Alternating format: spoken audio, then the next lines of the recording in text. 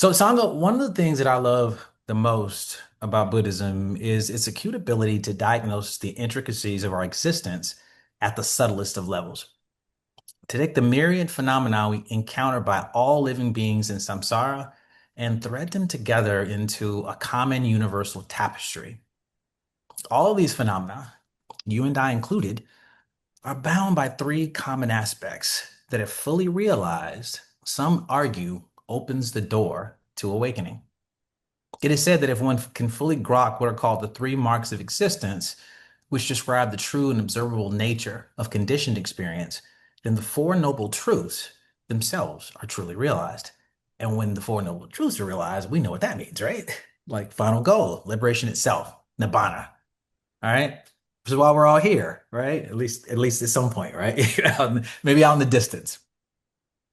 So, what are these three marks of existence and how do they interrelate to define this samsara that we simultaneously are and interact with, while also pointing the way to freedom from the chains of its limitations?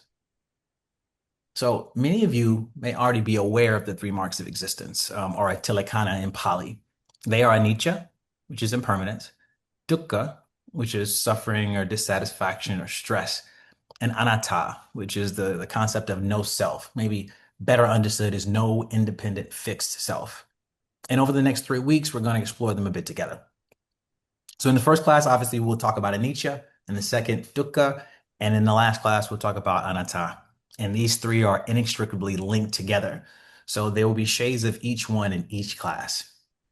And hopefully by the end of this series, you folks will have a decent handle on these foundational Buddhist concepts and will be able to apply them to your lives in ways that relieve suffering, as I assume the Buddha intended. Before we start, I do want to offer an invitation. You are undoubtedly going to hear aspects of this offering and think to yourself, what is this dude talking about? This is not my reality. My practice is just not there yet. I invite you to join the club. I view the aspects of this practice that I can't access currently as aspirational and eventual, and not a failure on my part. And the invitation is for you to do the same. Though it's a good start, it's not enough for us to understand these concepts intellectually. We have to practice our way into relation with them. And our individual developments, they move at their own pace, right? I don't know about you guys, but I am not the same as I was when I first started to practice. There are unwholesome aspects of myself that the practice has diluted for me, and wholesome aspects that it has enhanced. And not because I was directly aiming at diluting or enhancing anything, but because I directly aim at the practice itself. And in my view, it's neither mine nor your job to alleviate specifically what holds us back from or to show up specifically what pushes us forward to true freedom, like all by ourselves, right? It's our job to simply practice, which of course means study as well.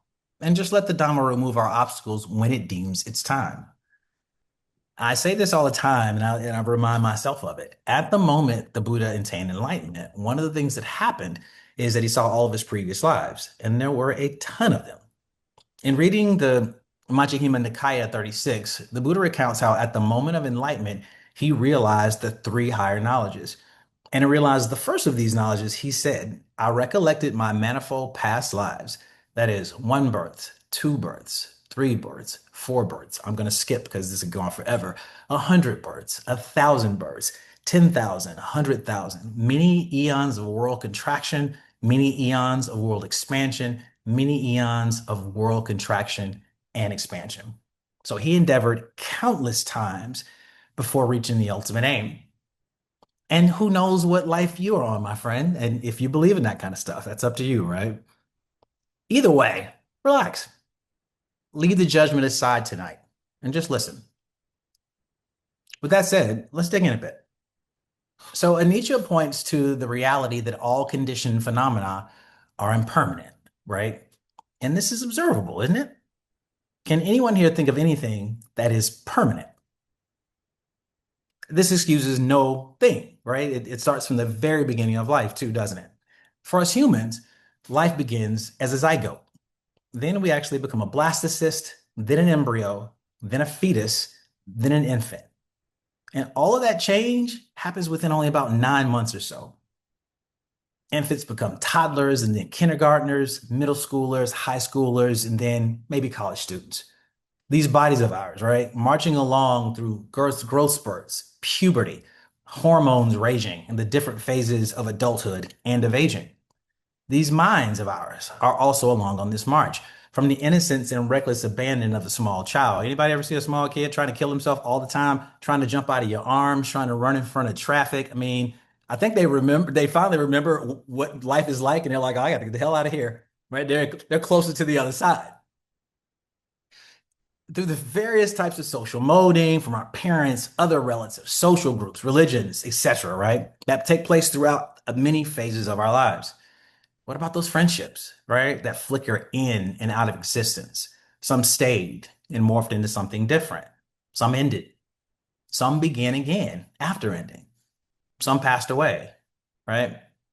And then there's those romantic, passionate relationships. Eventually, like finding a life partner, maybe, and that's relationships evolution over time, from that like hot, breathless, passionate beginning to eventually settling into something a little more practical.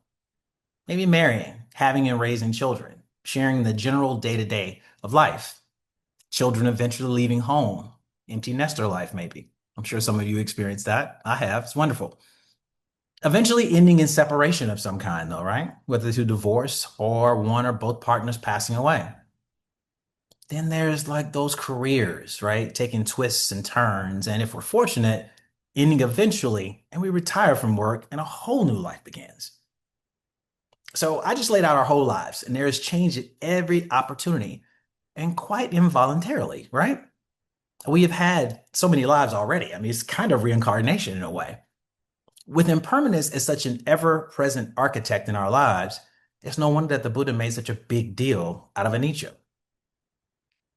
So in the Samyutta Nikaya, the Buddha pointed to how powerful Nietzsche is on the path to awakening. So he said, quote, the perceiving of impermanence, bhikkhus, and we'll just say practitioners, developed and frequently practiced, removes all sensual passion, removes all passion for material existence, removes all passion for becoming, removes all ignorance, removes and abolishes all conceit of I am. I'm going to repeat that. The perceiving of impermanence, developed and frequently practiced, removes all sensual passion, removes all passion for material existence, removes all passion for becoming, removes all ignorance, removes and abolishes all conceit of I am.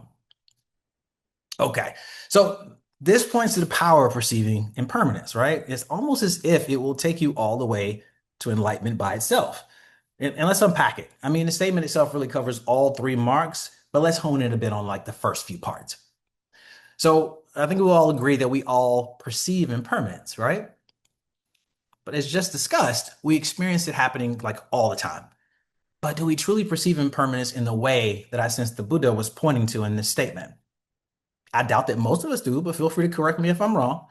Anybody here perceiving impermanence in this way? Noticing, again, the removal of all sensual passion, removal of all passion for material existence, removing all passion for becoming, all ignorance, abolishes all conceit of I am. Anybody here? I know we got a much smaller class, but I don't see any hands going up. Nope. Okay. Well, again, yes, we all know, right, that things change, but this goes way further than that. His declaration points to a trained and direct way of seeing the true nature of experiences, like moment to moment, which is cultivated, at least in this tradition, through meditation practice and study. And this training, when developed, leads to the automatic and continuous recognition that everything that arises will eventually fall away, is impermanent, right? And not just conceptually, but experientially. So an awakened mind experiences the impermanence of all conditioned phenomena moment to moment. You're going to hear me say that a lot, moment to moment. Whereas an awakened mind grasps for permanency, like solidity, denying the true nature of our actual experiences. So some of the most impactful and universal ways that all beings experience anicca is through dealing with our old frenemies, aging, sickness, and death, right? Now, though we experience all of these quite regularly, we can live in a state of denial about them, can't we? So with aging, the interesting part is in the beginning, we're actually on board with it, right? I mean, children, teenagers, young adults cannot wait to grow up, despite all the adults that we had around us telling us to slow it down. They're like, bro, you don't know what you're asking for, right? We just couldn't wait. And by the way, I don't know if you had noticed when you were a kid, adults seem really stressed out a lot of the time. We seemed a lot happier than them, but we couldn't imagine why, right? So, excuse me. So we couldn't wait to join their ranks despite all that information. But then we hit some point somewhere in adulthood where we want to freeze that clock in time, right? We don't want to get any older. Now, for me, I remember like my late 30s were a good time. My body was in good condition. I was relatively emotionally mature. Not really. I was closer than I was in my 20s, is all I can really say, right? Far away from where I am now, but at least my body was in good. No, that doesn't matter to anybody. Okay. Well, I'm sure you all have your, oh, if I could be X age, right? I'm sure scientists are working on it. But until then, what are some of the ways that we end up coping with the issue of aging? All right. Well, one way is to have a like a good old-fashioned midlife crisis. We can really manifest in all types of behaviors in an attempt to like halt or reverse time. I'm sure you've heard the classic one of the balding 50-something man who gets a divorce, maybe a bad toupee, probably a convertible. Pretty sure it's red. Maybe a girlfriend not much older than his children. That's pretty standard. I'm sure we've all heard of that one. Another popular manifestation, though, is the augmentation of our bodies with these elective surgeries, like the lifts and tucks and implants. Fun fact, globally, humans spent between 83 to 97 billion dollars on plastic and cosmetic surgeries in the year 2024. Billion with a B. 130 countries have a lower GDP than this, by the way.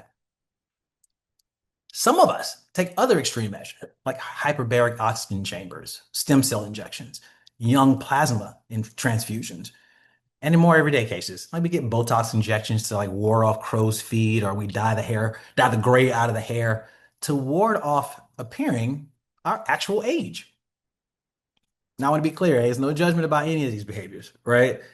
But why do we go through all this? Like, go through the expense, the work, hell, the danger. I mean, people actually die from some of these cosmetic surgeries that I talked about. I mean, Kanye West's mom. So why do we do it? Well, there's the obvious worship of youthful vitality that's probably timeless and understandable in some ways, right? We have more physical power, and by at least the standards we have today are more attractive in our youthful periods, right? But underneath that reasoning, I suspect there's something more pressing at work. I mean, aging is associated with the other two eventualities that I named along with it, right? Sickness and death. When we get older, the body decays, right? I mean, the body on average is on a steady climb in terms of gaining vitality from birth up until around the mid 20s. And from there, it descends slowly on average into decay, or we can call it a loss of vitality. And with that loss of vitality, just like any other machine, man-made or otherwise, it starts to break down. Or in human terms, it starts to get sick. So the aging of the body and the mind brings sickness of some sort and in varying degrees to every living thing in samsara, not just us. And of course, we know being sick really sucks. I mean, most people hate it. We don't know how good it feels to feel well until you find yourself sick, specifically the chronic ailments that come along with aging. They can diminish our quality of life dramatically, and in some cases, rob us of our lives as we've come to know them. And these sicknesses can ultimately lead to our deaths. So, according to studies, 70 to 75% of all deaths each year are due to some form of illness. And 75 to 8% of those souls were 60 years old and above, right? So, ultimately, our aim is to stay alive as long as possible. So, we attempt to fight these three inevitabilities using all manner of drugs and procedures and lifestyle adjustments to deny the undeniable. We will age, we will become sick, and we will eventually, despite all of our efforts, we will die. In the Dhammapada, the Buddha said, and I quote, "The world is afflicted by death and decay, but the wise do not grieve, having realized the nature of this world." Impermanence being a fundamental part of that nature, right? This life too, our lives are impermanent. So aging, sickness, and death, a good time, are the more coarse and obvious and attention-grabbing ways of experiencing impermanence. What is much more difficult, though, is to perceive the much subtler, nuanced, and insidious ways of experiencing it. The ways of perceiving that define our day-to-day experiences of life, moment to moment, actually. So, if you've ever been on a meditation retreat, this way of perceiving is one of retreat's most pivotal gifts. With the settling of the mind that only hours and days of meditation silence can produce, we actually start to notice how the phenomenon of life actually do rise, exist in a certain state, and then they fall away, depending on the conditions that are present in every moment. I don't know about you guys, but for me, it's usually around day three where my mind starts to settle a bit and that gift starts to reveal itself.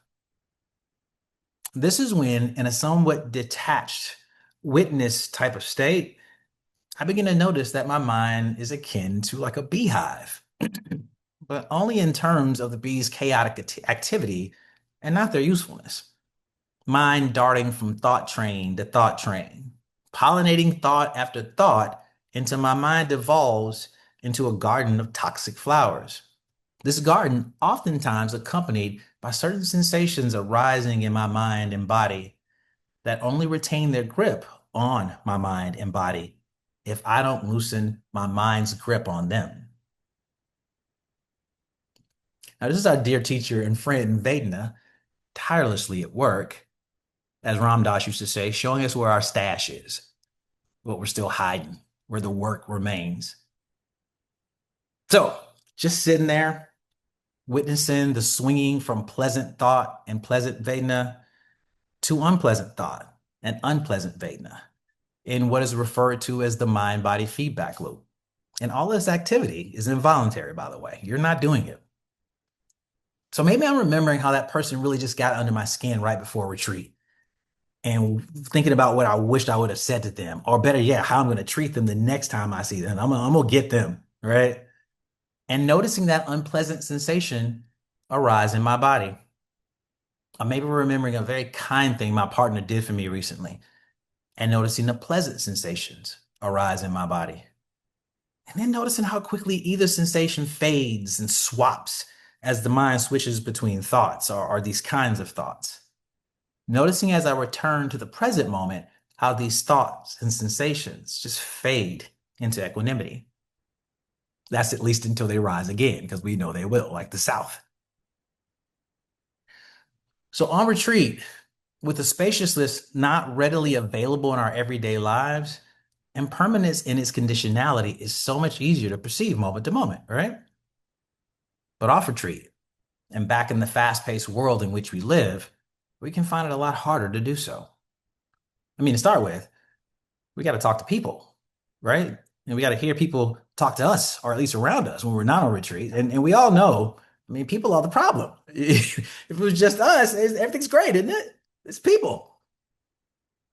So just the pressure of having to socially interact can throw off our mindfulness of the impermanence of that mind and body feedback loop.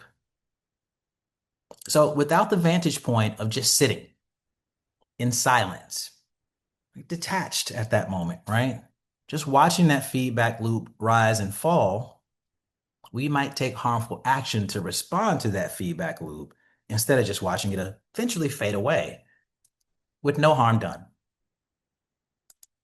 For example, instead of just hearing the latest disheartening world news and just observing our thoughts start to trend a bit dark and just noticing that sinking feeling in our stomachs, maybe noticing some anger and frankly, a bit of helplessness kind of just arise in our bodies and minds, but in a detached manner, in an impersonal manner. with the wisdom that their rise, it's automatic. It's not actually of our doing. It's simply conditional. And just watching that light rain shower just pass through our clear, blue, still sky of awareness, we might, on the contrary, attach to and identify with these thoughts and unpleasant bodily sensations. And maybe dive headfirst into some doom scrolling, maybe devouring TV news, energizing that light rain until it becomes a hailstorm, and actually making ourselves feel worse. Or maybe instead of just observing that our thoughts are turning defensive and just noticing that a fire is starting to develop in our chests and maybe a pit in our stomachs when a friend or a partner says or does something we deem hurtful. Again, with a witness type of awareness, with a reminder that they would actually never intentionally try to hurt us, and just watching those dark clouds just pass through, again, our clear, blue, still sky of awareness, we might instead strike out in anger or hurt, maybe kick off a nasty argument, electrifying those dark clouds until a torrential thunderstorm emerges. And again, actually making ourselves feel worse. Why would we do this? Well, this happens in part because we aren't accessing the wisdom at that time that these thoughts, this unpleasant Vedna, and they're just passing through. They're impermanent, again, conditional, just like the thousands of other thoughts that pass through our minds each day. Now, on retreat, we could see that's just how the mind works, right? It spits out thoughts, most of which are frankly useless, and they pass away if they're not attached to, if they're not identified with. But out in the world, we can turn molehills of dukkha into giant mountains of dukkha all by ourselves.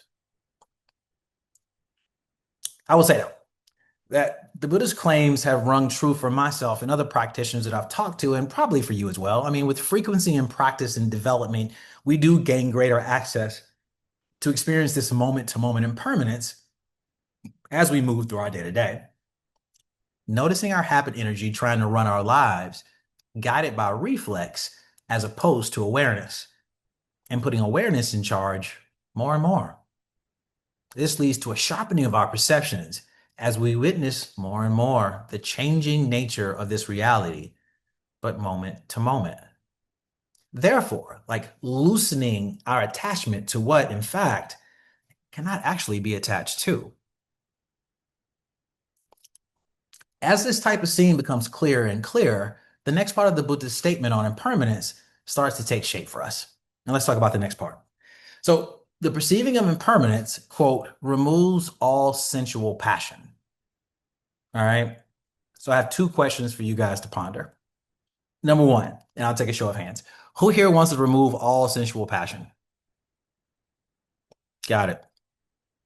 Let me be clear. So sensual passion is passion related to our six senses, right? So that would pretty much cover everything that the world covers. Like there would be no TV commercials if we could, you know what I mean? Would be no TV. So, and that's a tough one, right? I mean, to have a life devoid of sensual passion, like pleasure derived from passion feels good in our bodies and our minds, right? And I want to be clear on what the Buddha is asking us to give up. And when I say give up, obviously, to the degrees that you want to go into renunciation, right? But let's have a little fun with it. And so what I want to, I'm going to go through specific categories. And I need participation. If you want to be dispassionate about this category, shake your hand, clap, do something. Let me know you're there. This would mean no passion for food. Man, okay. Music. Got it. I saw Bowman do like this. How about sex? Entertainment? Travel? How about achievement? Who wants to be an achiever out there? Right? These are tough ones. These are tough ones, right? So this statement is one of the reasons the outside world thinks of us Buddhists as like the ultimate killjoys, right? Nobody wants to invite us to like a cocktail party to have a rousing discussion about detachment from the sensual world, right? Nobody wants to do that.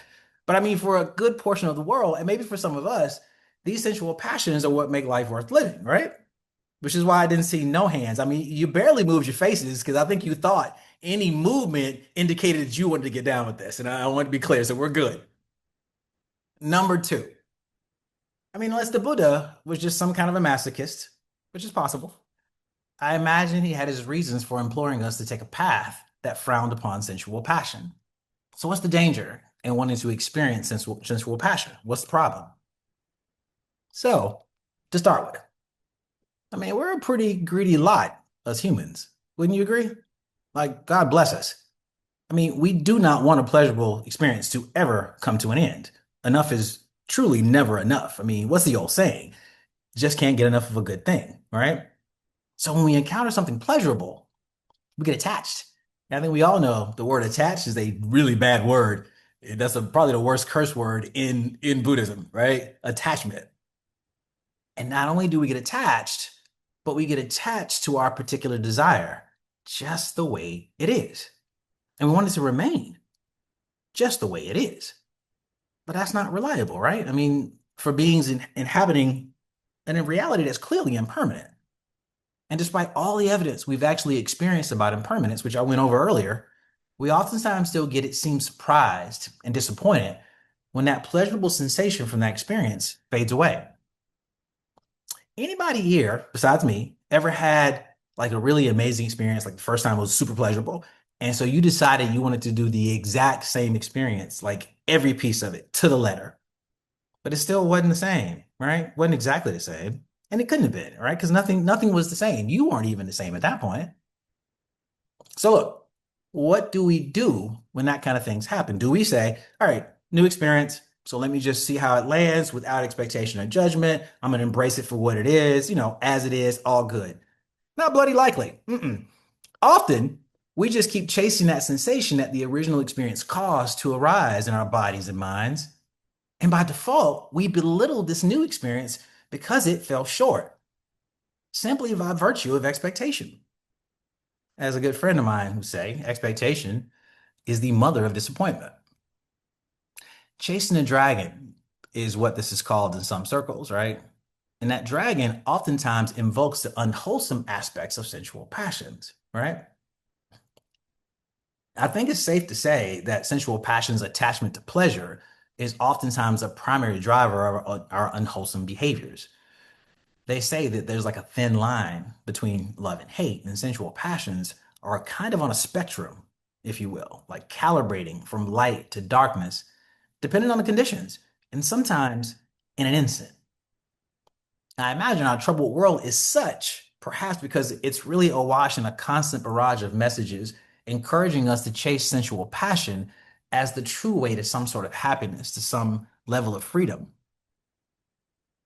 And this is why this passion, in this case supported by impermanence, is mentioned by the Buddha in his quote and is an aspiration for all those on the path that seek enlightenment, ultimate awakening. And though he's our guy, I got to tell you, he's not alone in this assertion. Like most established spiritual paths agree on this perspective. Jesus said, quote, what good is it for someone to gain the whole world yet forfeit their soul? The Holy Quran says, know that the life of this world is but amusement and diversion and adornment and boasting. Like rain whose growth pleases the farmer, then it dries and you see it turn yellow, and then it becomes debris. In the Bhagavad Gita of Hinduism, it is written, quote, it is desire, it is anger, born of passion, which is the great devourer. Know this as the enemy. And lastly, in the Yoruba people of West Africa and their religion, Ifa teach that each person has a specific destiny and that passion can pull them away from who it was they were destined to be. So it appears that disparate spiritual lineages from disparate locales on this planet see a common impediment to spiritual growth in sensual passions. So us Buddhists are not the only killjoys out there. As an antidote, some of these lineages offer the concept of moderation of sensual pleasures, while others, the abandoning of them altogether. That's usually the Abrahamic religions. They don't want you to do nothing. Whereas Buddhism and Hinduism offers a perspective in which to view conditioned life that, if practiced, will automatically lead to different levels of dispassion with sensual pleasure. And this, of course, is dependent on how far you want to go, like in this practice. The average monk, obviously, wanting to go a bit deeper than the average householder in wanting to renounce sensual passion. And this is where I want to offer a gentle reminder about my invitation that I made to you guys in the beginning of the talk. You are householders, just like me, not monastics, right? We have not chosen the renunciate path. And we could make ourselves be sensually dispassionate or even want to be sensually dispassionate by the same manner in which we set about to achieve worldly goals. This happens through practice in its own time. I was talking to a friend of mine recently who was recounting how many of her passions that she had growing up have just lost their luster over the years since she's been practicing.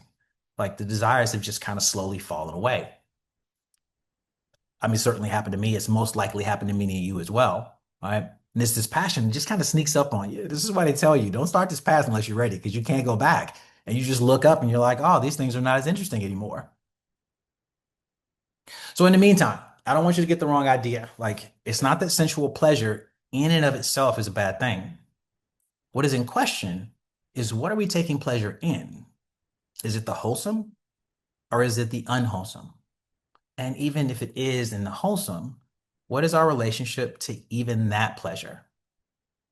Are we attached to it? Or do we just notice it as a byproduct of our wholesome action? So I have found that with practice, I'm drawn less and less to unwholesome things and much more attracted to the wholesome things of life. And I want to be clear about what I mean by wholesome. Wholesome to me points to acts that reduce suffering. Unwholesome points to acts that incur suffering, not a moral judgment at all. I'd like to make one more point about impermanence that has rang true in my life. We can sometimes also fail to recognize impermanence when things aren't going our way. We can forget that discomfort has arisen and fallen away before. And we live through it.